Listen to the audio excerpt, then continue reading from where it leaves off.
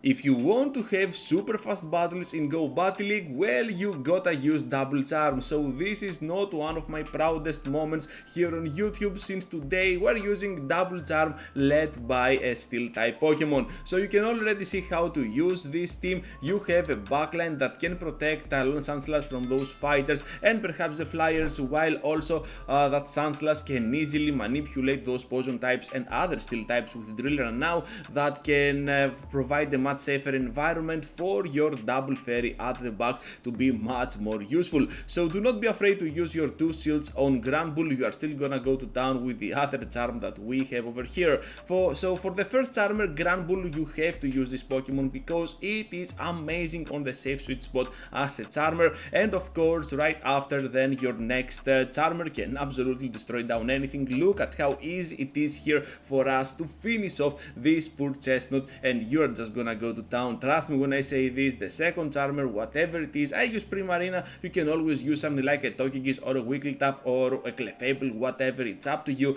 but I like Primarina due to its water typing, which you're gonna see in a while that is gonna be pretty useful against certain threats. One of those threats is gonna be Dugong, but we're gonna get there later on this video. So Golbat here.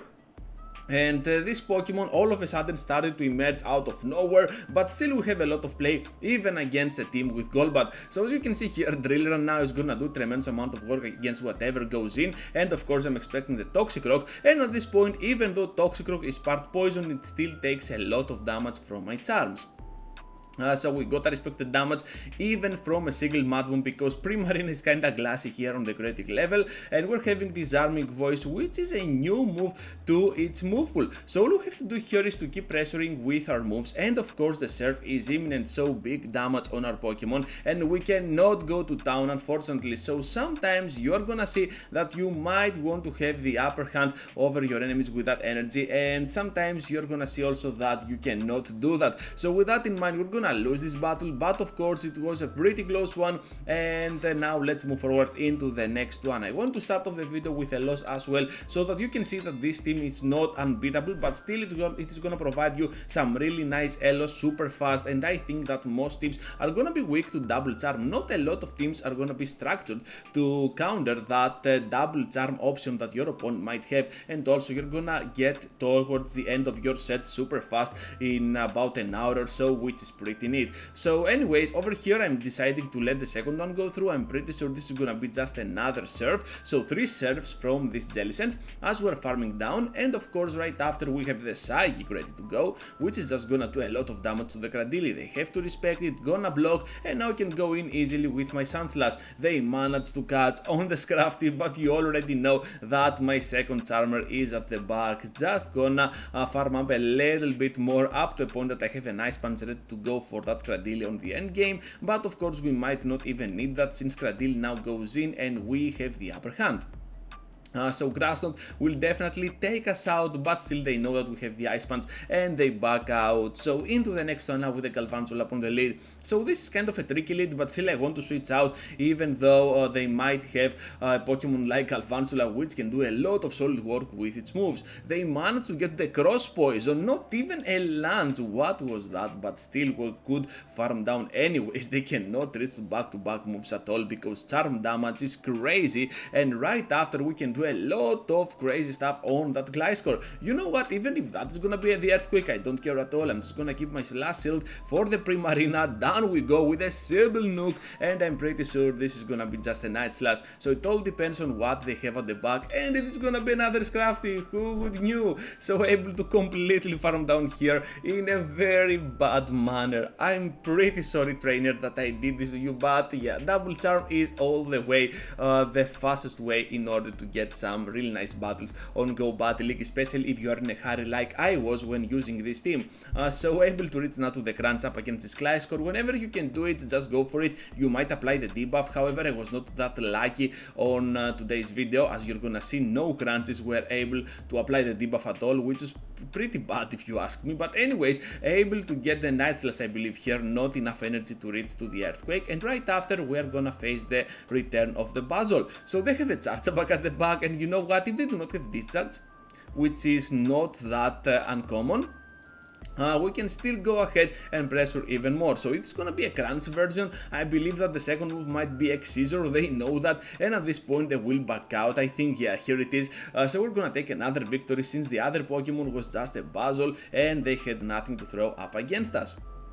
Nidoqueen now up on the lead. You know what, we are having the best lead ever here. I had this Pokemon at the back, and when you're having a poison type up in front or a steel type, you have to stay in with your Alolan Sandslash. So with that in mind now, we're just gonna take the first shield out of play and just gonna go always as close as we can to that CMP level, because we cannot win the CMPs as it seems. Look at that, trainers, they can also try to go ahead and reach to the next Earth Power, but we have already pressed our Ice Punch. It doesn't matter, that was a mistake of course, but it doesn't matter, we can still go in with our Granbull here. At the back they have the Cresselia, and that is a pretty early move. That can only be a grass knot which we can survive, and right after the crunch damage can be absolutely amazing. So here is where you need that water typing of Primarina, able to completely wall down a Pokemon like Mantine, and I think that they know this, they have nothing to do at this point and they will back out eventually. So yeah, Primarina